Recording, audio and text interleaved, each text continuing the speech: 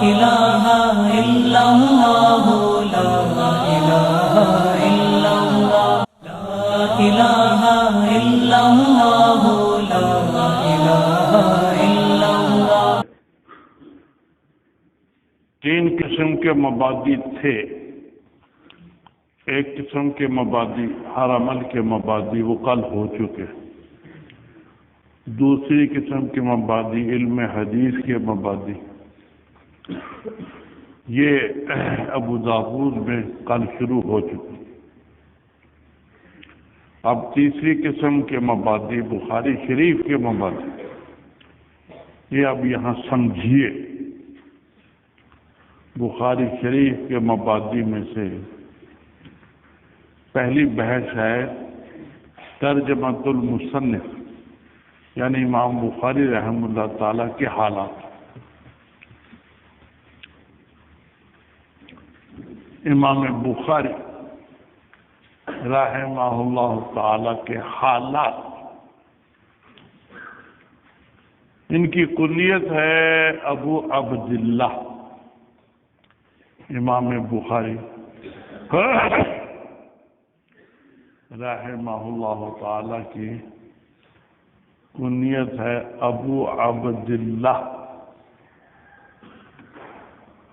اور ان کا نام ہے محمد بن اسماعیل بن ابراہیم بن المغیرہ بن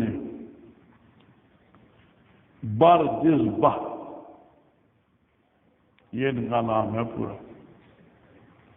محمد بن اسماعیل ابن ابراہیم ابن المغیرہ ابن بردزبہ۔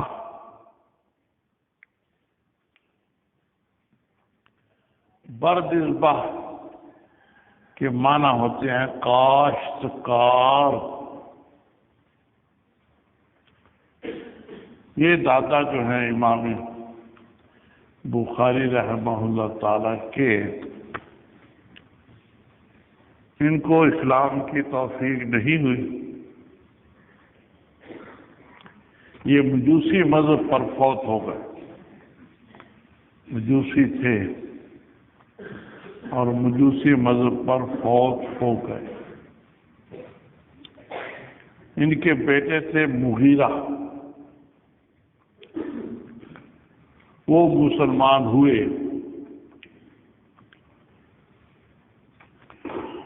بخارا کے حاکم یمان جعفی کے ہاتھ پر، یمان جعفی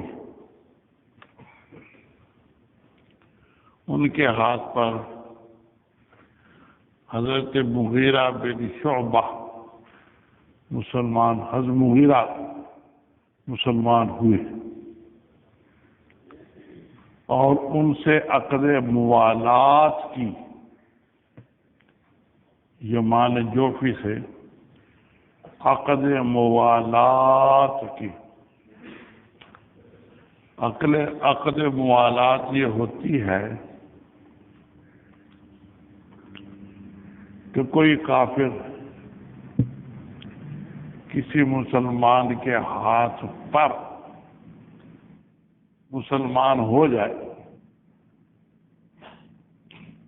اور اس سے کہے کہ جب تک ہم دونوں زندہ رہیں گے ایک دوسرے کی امداد کریں گے،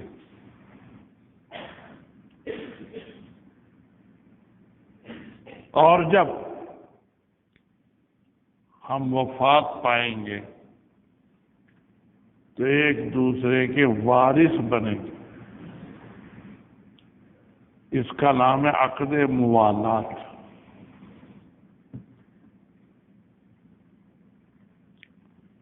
تو حضرت مغیرہ یمان جوفی کے ہاتھ پر مسلمان ہوئے اور ان کے مولا موالات بنے۔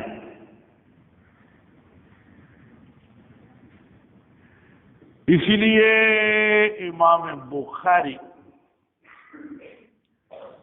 رحمہ اللہ تعالی کو جعفی بھی کہہ دیتے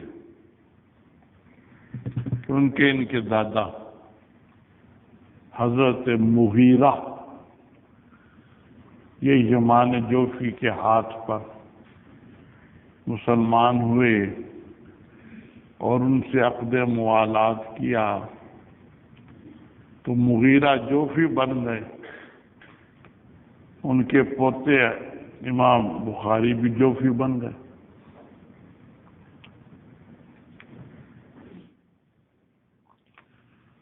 مغیرہ کے جو بیٹے ہیں ابراہیم، ان کے بارے میں حافظ ابن حجر عسقلانی فرماتے ہیں کہ ان کے حالات ہمیں نہیں پہنچے. ابراہیم کے حالات ہمیں نہیں پہنچے.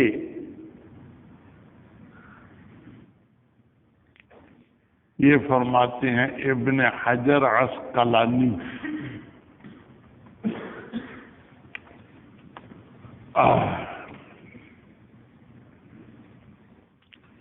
جی ہاں ابن حجر عسقلانی.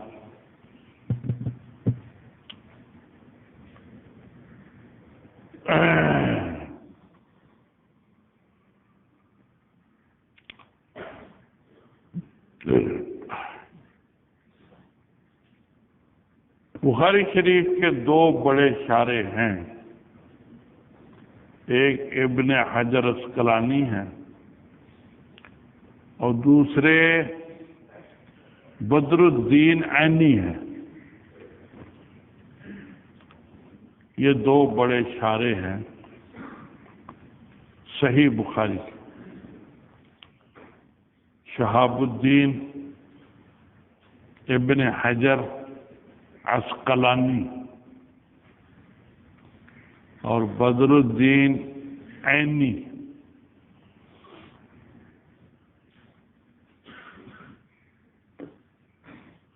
جی ہاں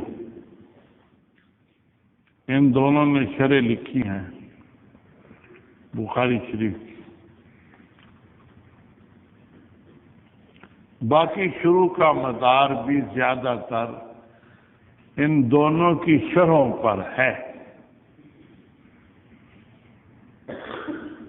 ابن حجر عسقلانی اور بدر الدین عینی. ابن حجر عسقلانی شافعی المذہب ہے اور بدر الدین عینی یہ حنفی المذہب ہے.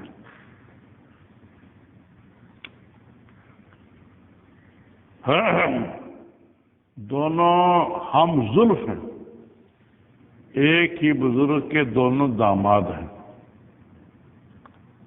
ابن حجر عسقلانی بھی اور بدر الدین عینی بھی دونوں ہم زلف ہیں، ایک ہی شخص کے داماد ہیں. انہی دونوں شرحوں پر احادیث کی باقی شروع کا دار و مدار. اب علامہ نووی تو ان سے پہلے ہیں، دونوں سے پہلے ہیں.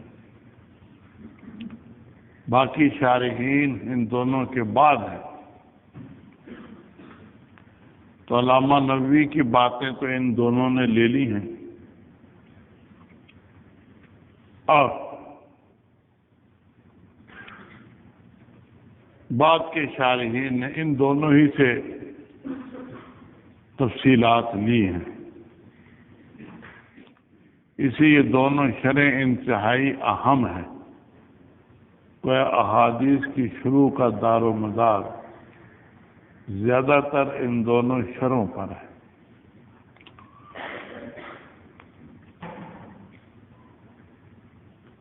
فتح الباری یہ لکھی حافظ ابن حجر عسقلانی نے، اور عمدۃ القاری یہ لکھی حافظ بدر الدین عینی نے. حافظ بدر الدین عینی نے ایک آدمی مقرر کر دیا کہ ابن حجر عسقلانی جو لکھے وہ لکھتے تھے، ساتھ پڑھاتے بھی تھے۔ بخاری شریف کی شرح لکھتے جاتے تھے اور وہی سبق بھی پڑھاتے تھے۔ ایک آدمی مقرر کر دیا کہ ابن حجر عسقلانی جو شرح کی بات لکھیں وہ مجھے پہنچا دینا۔ وہ پہنچاتے رہے، یہ ان کا رد لکھتے رہے، ساتھ ساتھ جواب لکھتے رہے۔ جو وہ حنفیہ پر اعتراض کرتے جواب، جو دلیل قائم کرتے جواب۔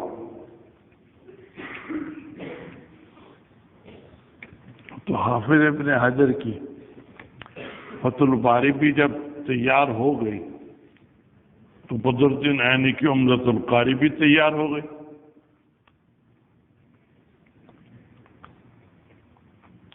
حافظ ابن حجر عسقلانی نے جب دیکھی عمدۃ القاری تو حیران رہ گئی، یہ کیا؟ میری ہر بات کا جواب میری ہر بات کا جواب موجود۔ وہ شافعی المذہب تھے، بدر الدین عینی حنفی المذہب تھے، ایک ایک بات کا جواب لکھ دیا۔ وہ حیران پریشان تھی، یہ کیا ہو گیا؟ میری ہر بات کا جواب موجود ہے۔ تو بہرحال یہ دونوں شرح ایک ہی زمانے میں لکھی گئی ہیں۔ بعد کی جتنی بھی شروع آئی ہیں احادیث کی، ان سب نے ان دونوں ہی سے لیا ہے، انہی کے تابع۔ تو حافظ ابن حجر عسقلانی فرماتے ہیں کہ ہمیں ابراہیم کے حالات میں سے کچھ بھی نہیں پہنچا۔ ٹھیک، حضرت ابراہیم کے حالات میں سے ہمیں کچھ بھی نہیں پہنچا۔ ابراہیم کے شاگرد ہیں اسماعیل، محمد ابن اسماعیل ہیں، محمد ابن اسماعیل ابن ابراہیم ابن مغیرہ ابن بردزبہ، یہ ان کا نام ہے۔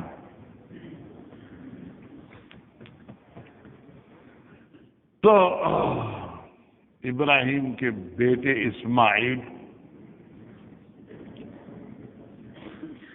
کہ انتہائی درجے کے متقی پرہیزگار تھے، عالم باعمل تھے، حتیٰ کہ انہوں نے وفات کے وقت یہ فرمایا ما علمت فی جمیع مالی درہما من شبہۃ، میرے پورے مال میں ایک درہم بھی شبے والا نہیں ہے۔ میں نے اتنی احتیاط سے پیسے حاصل کیے ہیں کہ ان میں ایک درہم بھی شبے والا نہیں۔ اتنے محتاط تھے، متقی تھے۔ ان کے بیٹے پھر محمد بن اسماعیل بخاری ہیں، محمد بن اسماعیل بخاری، ان کی پیدائش سن 194 ہجری میں ہوئی، 13 شوال جمعے کا دن، جمعے کی نماز کے بعد پیدائش ہوئی ہے امام بخاری۔ 194 سن تھا، اور ان کی وفات ہوئی ہے سن 256 ہجری میں، ہفتے کا دن تھا۔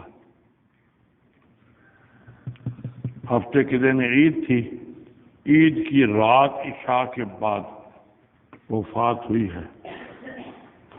امام بخاری رحمہ اللہ تعالی کی یکم شوال ہفتے کا دن عشاء کے بعد ان کی وفات ہوئی۔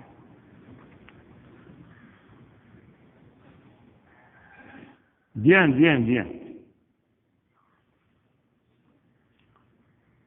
وفات ہوئی ایک گاؤں میں جس کا لقب مشہور ہوا خرتنگ۔ خرتنگ میں ان کو دفن کیا گیا۔ اس گاؤں کا اصل نام تو کچھ اور تھا۔ سمرقند سے 2 فرسخ، سمرقند شہر تھا، اس سے 2 فرسخ کے فاصلے پر یہ گاؤں تھا۔ 1 فرسخ ہوتا ہے 3 میل کا، پرانا میل انگریزی میل سے 1 فرلانگ بڑا ہوتا ہے۔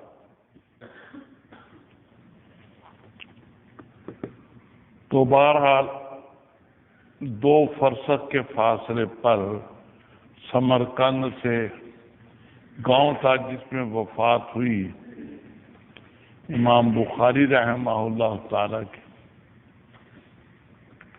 تو سمرقند سے لوگ گدھے کی سواری پر اس گاؤں میں آتے تھے، کیونکہ لوگ بہت زیادہ آ گئے امام بخاری رحمہ اللہ تعالی کا جنازہ پڑھنے کے لیے،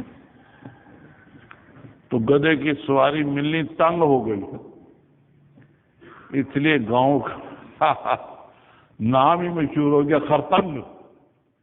خرتنگ جس میں خر کی سواری ملنی تنگ ہو گئی۔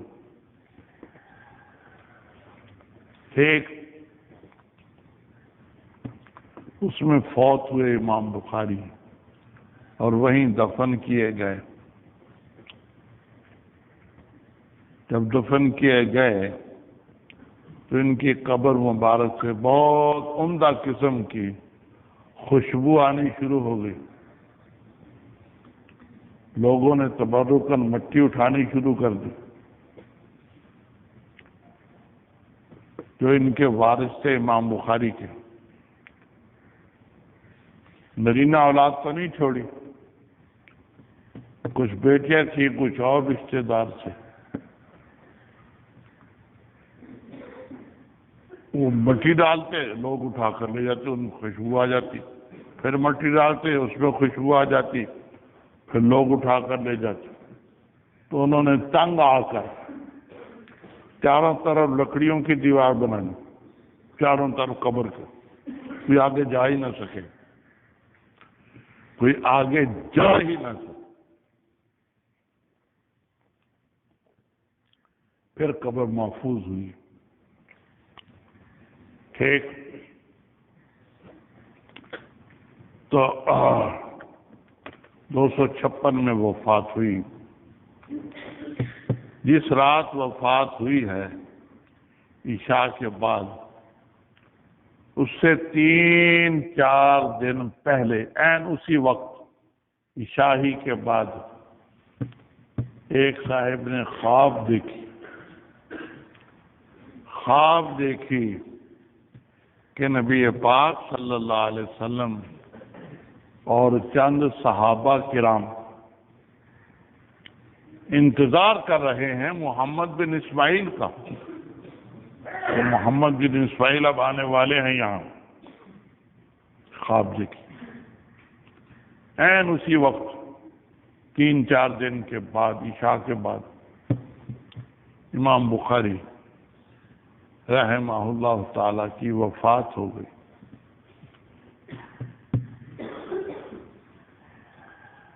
کسی نے امام بخاری رحمہ اللہ تعالی کے سن ولادت، سن وفات اور عمر کو یاد کرنے کے لیے 2 شعر بنا دیے،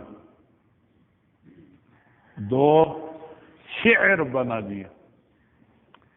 کان البخاری حافظا و محدثا جمع صحیح مکمل التحریری میلادہ صدق ومدت عمرہ فیہا حمید وانقضا فی نوری۔ ان دو شعروں میں سن ولادت، سن وفات اور عمر، یہ تینوں آ گئے ان دو شعروں۔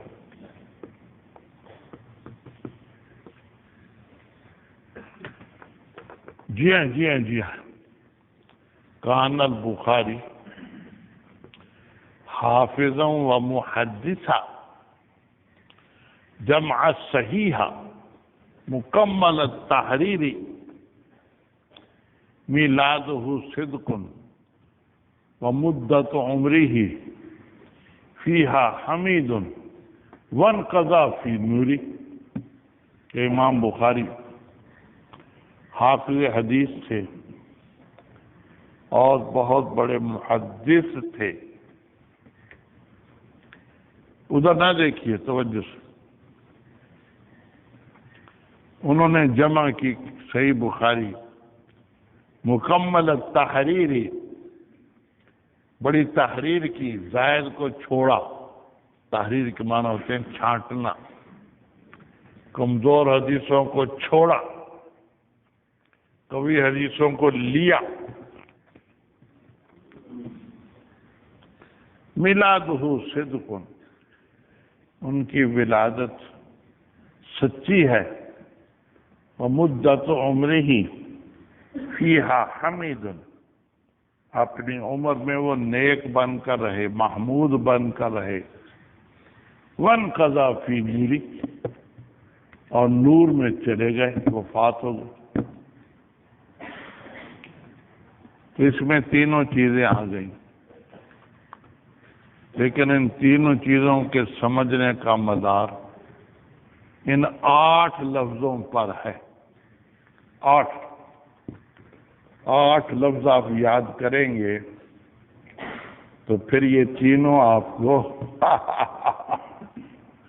سمجھ میں آئیں گی۔ ابجد، حوض، حتی، کلمت، صافت، قریشت، سخت، سزل۔ ابجد، حوض، حتی، کلمت، صافت، قریشت، سخت، وضل، ضاد، ذا، غین۔ یہ ترتیب ہے اعداد کی۔ ابجد، الف کا 1 عدد، بے کے 2، جیم کے 3، دال کے 4، حوض، ہا کے 5، واو کے 6، ذا کے 7، اسی ترتیب سے 9، 8، 9، 10، 11، 10 کے بعد 20، 30، 40، 50، 60، 70، 80، 90، 100، 200، 300، 400، 500، 600، 700، 800، 900 اور غین کے 1000۔ ززق، ضاد، ذا، غین، غین کے 1000 بن جاتے۔ ان عادات کی بنا پر تاریخیں لکھی جاتی ہیں۔ جی ہاں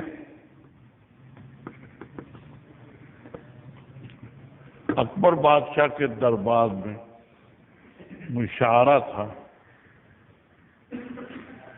لوگ اپنے اپنے شعر بنا کر لا رہے تھے۔ ایک دیہاتی آدمی بھی جا رہا تھا، ان جیسا دیہاتی، ایک دیہاتی آدمی بھی جا رہا تھا۔ راستے میں مولانا فیضی ملے، فیضی، جنہوں نے قرآن پاک کی تفسیر بھی لکھی ہے، بے نقاط، پوری تفسیر میں ایک لفظ بھی نقطے والا نہیں ہے، بڑا کمال ہے، ایک لفظ بھی۔ نکتے والا نہیں. حضرت سلیمان علیہ السلام کا نام لکھا ہے ولد و داود. ولد و داود اس میں نکتہ نہیں ہے. سلیمان میں تو نکتے ہیں، 3 نکتے ہیں سلیمان میں، لیکن ولد و داود میں کوئی نکتہ نہیں. اس طریقے سے بڑی محنت سے انہوں نے قرآن پاک کی تفسیر بھی لکھی. تو یہ راستے میں کھڑے تھے تو ایک دیہاتی آدمی جا رہا تھا. پوچھا تم کہاں جا رہے ہو؟ کہا کہ میں بھی اکبر بادشاہ کے دربار میں شعر پڑھوں گا، لیکن شعر تو میں نے بنایا ہے، پہلا مصرع بن گیا، دوسرا مجھ سے ابھی بنا نہیں ہے. املی کا پتا سبز، سبز کو بھی سبز، یہ تو بن گیا. املی کا پتا سبز، دوسرا مجھ سے بنتا نہیں، کیا کروں؟ انہوں نے کہا آگے ملا لو ابجد ہوتی حوض. ابجد ہوتی حوض، حوض کو بھی انہوں نے حوض یہ ملا لو. ہاں یہ تو شعر بن گیا پورا. املی کا پتا سبز، ابجد ہوتی حوض. یہ یاد کر لیا. یاد کر کے اکبر بادشاہ کے دربار میں جا پہنچا. سب نے شعر پڑھے اپنے اپنے، سب پڑھ چکے. تو یہ بیٹھے تھے دیہاتی آدمی. میں نے کہا آپ کیسے بیٹھے؟ کہا میں بھی شعر لایا ہوں لکھ کر. سناؤ. سنایا شعر. املی کا پتا سبز، ابجد ہوتی حوض. اکبر سمجھ گئے کہ ابجد حوض کا اس کو کیا پتا، یہ کسی اور سے سنا ہے. کہا کہ بھئی چودھری صاحب پہلا حصہ تو بڑا اچھا ہے، املی کا پتا سبز. ہاں کتنا اچھا ہے. یہ دوسرا تم نے کیا ملا دیا؟ ابجد ہوتی حوض، یہ کیا چیز ہوتی ہے؟ ابجد ہوتی حوض یہ کیا؟ فیضی بھی پاس ہی بیٹھے تھے. تو اس نے اتنی بڑی گالی نکالی کہ یہ اس نے بنایا ہے.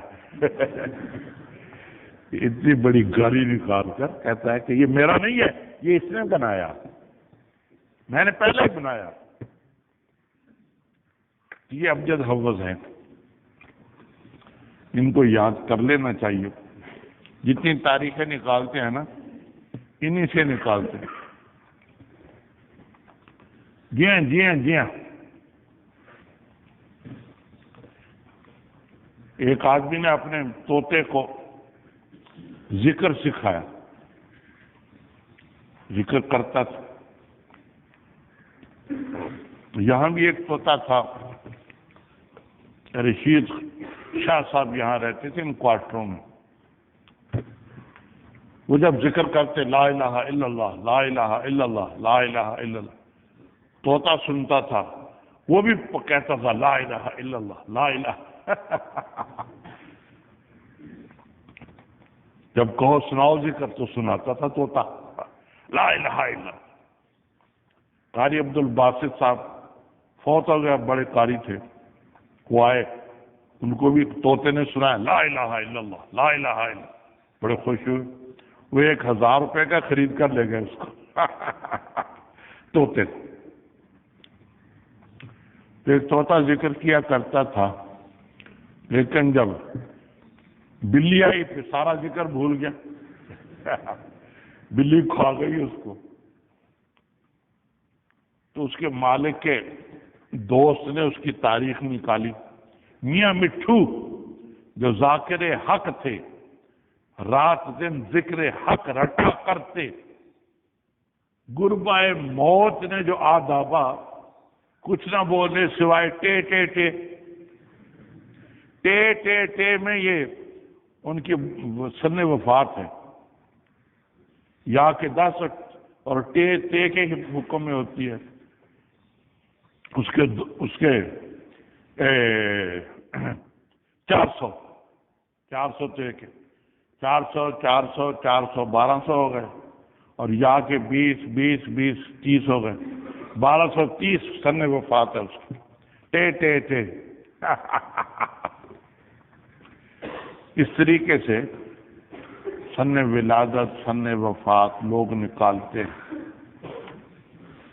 تو یہاں بھی اسی حساب سے میلادہ صدق و مدت عمرہ فیہا حمید وانقضا فی نوری۔ میلادہ صدق، صدق کے 194 بنتے ہیں، صاد کے 90، دال کے 4 اور قاف کے 100، 194 ہوگا۔ ولادت سن 194 میں ہے۔ وہ مدت عمر ہی فیہا حمید، عمر ان کی حمید تھی، حمید کے 62 بنتے ہیں۔ حمید، ہا کے 8، میم کے 40 48 ہو گئے، یا کے 10 58 ہو گئے، دال کے 4 62 ہو گئے۔ ٹھیک،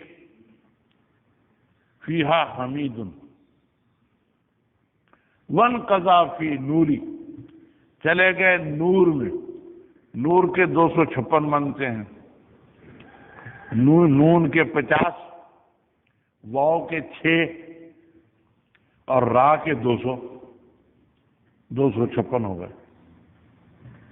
اس لیے اگر آپ یہ 2 شعر یاد کر لیں تو آپ کو تینوں چیزیں یاد ہو جائیں۔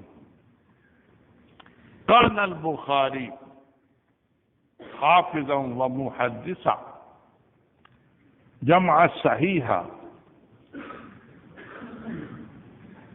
کامل التحریر میلادہ صدق و مدت عمرہ فیہا حمید وانقضا فی نور۔ صدق، حمید اور نور، اس میں تینوں آ جاتے۔ جی ہاں جی ہاں جی ہاں جی ہاں، امام بخاری رحمہ اللہ تعالی نے بڑی محنت سے 16 سال میں یہ کتاب لکھی ہے، 16 سال میں بڑی محنت کر کے صحیح بخاری تیار کی ہے، 16 سال لگے اسے امام بخاری رحمہ اللہ تعالی۔ میں نے بھی جو یہ شرح لکھی ہے الخیر الجاری، یہ 8 سال میں لکھی ہے، تھوڑی تھوڑی تھوڑی کر کے 8 سال مجھے لگے ہیں اس میں۔ تو امام بخاری رحمہ اللہ تعالی نے 16 سال میں یہ کتاب لکھی۔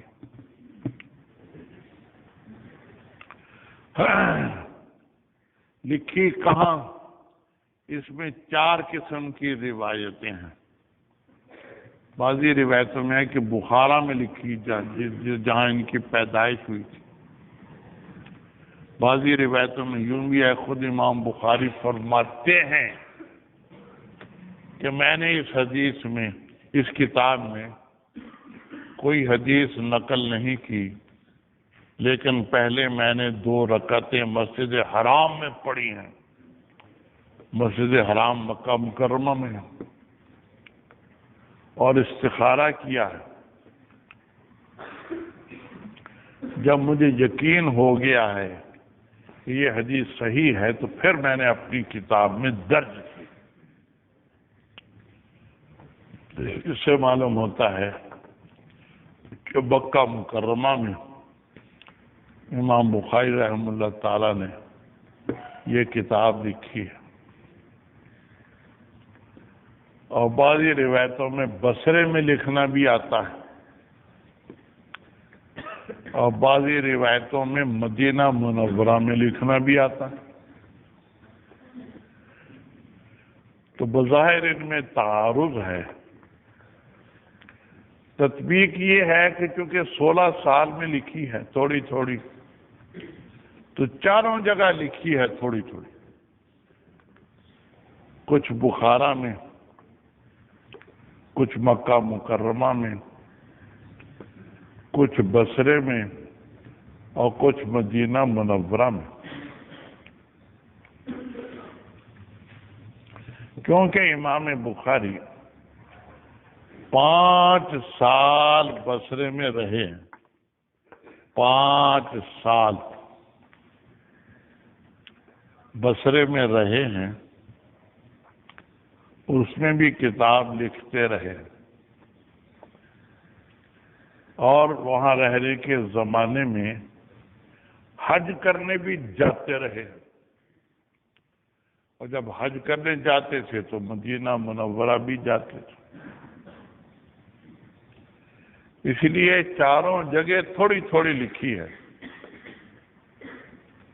بخارا اس میں ان کی ولادت ہوئی ہے، اس لیے ان کو بخاری کہتے ہیں، بخارا شہر میں ان کی ولادت ہوئی۔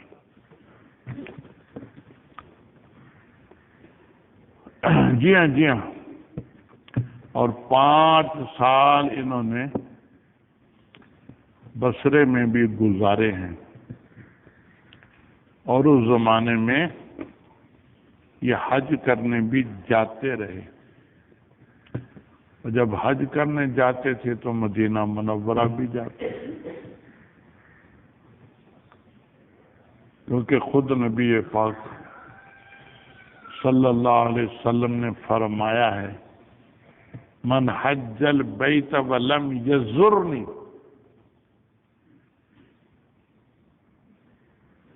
جی ہاں جی ہاں، من حج البیت ولم یزرنی فقد جفانی، فقد جفانی، جو حج کرنے تو آئے لیکن مجھ سے ملاقات نہ کرے، فقد جفانی، اس نے مجھ پر زیادتی کی، کہ حج کرنے تو آ گیا، قریب ہی تو ہے، کتنا یہاں سے ملتان ہے، تقریباً اتنی دور، مکہ مکرمہ سے مدینہ منورہ، ٹھیک 6-7 گھنٹے میں بسیں لے جاتی ہیں۔ تو من حج البیت ولم یزرنی فقد زارنی فقد جفانی، جو حج کرنے آئے اور مجھے نہ ملے اس نے مجھ پر زیادتی کی۔ اس لیے جب یہ حج کرنے جاتے تھے تو مدینہ منورہ بھی جاتے تھے۔ جی ہاں جی ہاں جی ہاں، تو کتاب لکھنے کے زمانے میں حج بھی کیے، مدینہ منورہ بھی گئے، اس لیے چاروں جگہ تھوڑی تھوڑی لکھی ہے۔ بخارا میں، مکہ مکرمہ میں، مدینہ منورہ میں اور بصرے، چاروں جگہ تھوڑی تھوڑی یہ صحیح بخاری لکھی۔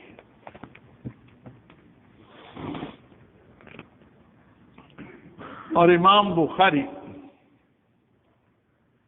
رحمہ اللہ تعالی یہ بھی فرماتے ہیں کہ لا یکون المحدث محدثا کاملا حتی یکتب عمن ہوا فوقہ وعمن ہوا مثلہ وعمن ہوا دونہ، کہ کوئی محدث کامل محدث نہیں بنتا جب تک کہ وہ اپنی عمر میں بڑے سے حدیث نہ لے اور اپنے ہم عمر سے بھی حدیث نہ لے۔ عمن ہوا مثلہ وعمن ہوا دونہ، اور جو عمر میں اس سے کم ہے اس سے بھی حدیث نہ لے۔ جو خود فرماتے ہیں امام بخاری رحمہ اللہ تعالی، لا یکون المحدث محدثا کاملا حتی یکتب عمن ہوا فوقہ وَأَمَّنْ هُوَ مِثْلُهُ وَأَمَّنْ هُوَ دُونَهُ۔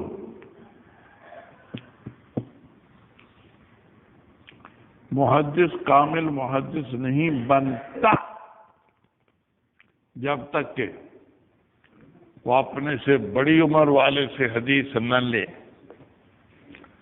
اپنے ہم عمر سے حدیث نہ لے، اور اپنے سے چھوٹی عمر والے سے حدیث نہ لے۔ یہ خود فرماتے ہیں امام بخاری رحمہ اللہ، اور اس پر انہوں نے خود بھی عمل کیا ہے، خود بھی اس پر پورا عمل کیا ہے۔ بعض ان کے استاد عمر میں ان سے بڑے تھے، بعض ان کے استاد ہم عمر تھے، اور بعض ان کے استاد عمر میں چھوٹے تھے، ان سے بھی حدیثیں لی۔ تینوں قسم کے حضرات سے امام بخاری رحمہ اللہ تعالی نے حدیثیں لی۔ امام بخاری رحمہ اللہ تعالی رمضان المبارک میں قرآن پاک بہت پڑھتے تھے، روزانہ ایک ختم کر لیتے تھے، ایک دن میں پورا قرآن پاک ختم کر لیتے، اور اس کے علاوہ تراویح کے بعد بھی پڑھتے تھے۔ اتنا پڑھتے تھے کہ 3 دن میں قرآن پاک ختم ہو جاتا تھا۔ 10 ختم تو یہ ہو گئے تقریباً، اور 30 ختم روزانہ کے ہو گئے، تو تقریباً 40 قرآن پاک یہ رمضان شریف میں پڑھ لیتے تھے۔ اتنی محبت تھی تلاوت سے اور قرآن پاک پڑھنے سے۔ ان کی کتاب میں بھی حدیثیں ہیں، کتاب تو حدیث کی ہے، لیکن جگہ جگہ آیتوں کی تفسیر بھی کر دیتے ہیں۔ اصل تو حدیثی کی تفسیر ہوتی ہے، حدیثیں بھی لاتے ہیں، ساتھ ساتھ مسائل بھی مستنبط کرتے ہیں، نکتے بھی بیان کرتے ہیں، اور اس حدیث کے مناسب کوئی آیت ہوتی ہے اس کی وضاحت بھی کر دیتے۔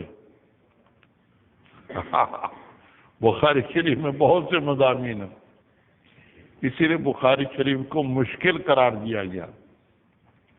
ہمارے درسیات میں سب سے مشکل بخاری شریف، کیونکہ اس میں احادیث کے علاوہ خود امام بخاری رحمہ اللہ تعالیٰ کے استنباطات، نکات اور تفسیرات بھی داخل ہیں۔ جی ہاں۔ تو بہرحال امام بخاری رحمہ اللہ تعالیٰ تلاوت قرآن پاک اتنی زیادہ کرتے تھے رمضان المبارک میں کہ ایک قرآن پاک روزانہ دن میں ختم کر لیتے تھے، اور تراویح کے بعد بھی رات کو اتنا پڑھتے تھے کہ 3 دن میں تقریباً ختم ہو جاتا۔ اس طریقے سے تقریباً 40 قرآن پاک رمضان شریف میں ختم کر لیتے۔ جی ہاں، ایک دفعہ امام بخاری رحمہ اللہ تعالی ظہر کے فرض پڑھنے کے بعد سنتیں پڑھنے کے لیے ایک باغ میں تشریف لے گئے، وہاں سنتیں شروع کی تو ایک بھیڑ ان کے کرتے میں داخل ہو گیا۔ بھیڑ، جی ہاں، زمبور عربی میں کہتے ہیں، بھیڑ اردو میں کہتے ہیں۔ تتیا بھی کہتے ہیں، پنجابی میں بھونڈ کہتے ہیں، بھونڈ. ایک بھونڈ ایک بھیڑ ان کے کرتے میں داخل ہو گئی. اس نے کاٹنا شروع کر دیا، یہاں یہاں یہاں یہاں 16 یا 17 جگہ کاٹا. انہوں نے نماز درمیان میں نہیں توڑی، پوری کر کے پھر اس بھیڑ کو نکالا. کسی نے کہا کہ یہ آپ نے کیا کیا؟ جب پہلی دفعہ ہی کاٹا تھا تو فوراً آپ سلام پھیر دیتے اور اس کو مار دیتے. کہا کنت فی صورت اقرأها فلم احب ان اقطعها. کنت فی صورت اقرأها فلم احب ان اقطعها،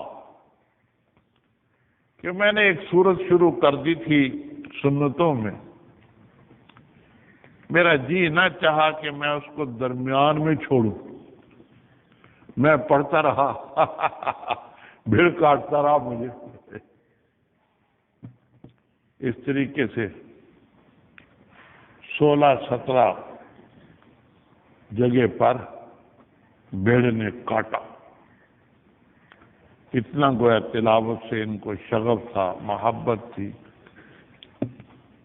کہ 16-17 جگہ بھیڑ نے کاٹ لیا لیکن سلام نہیں پھیرا.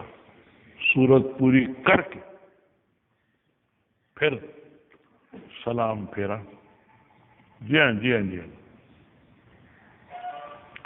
بہرحال امام بخاری کے بہت سے مناقب ہیں، کچھ ہو گئے کچھ پھر بتائیں گے. ساری باتیں آج ہی بتا دیں آپ ساری. لا الہ الا اللہ لا الہ الا اللہ لا الہ الا اللہ لا الہ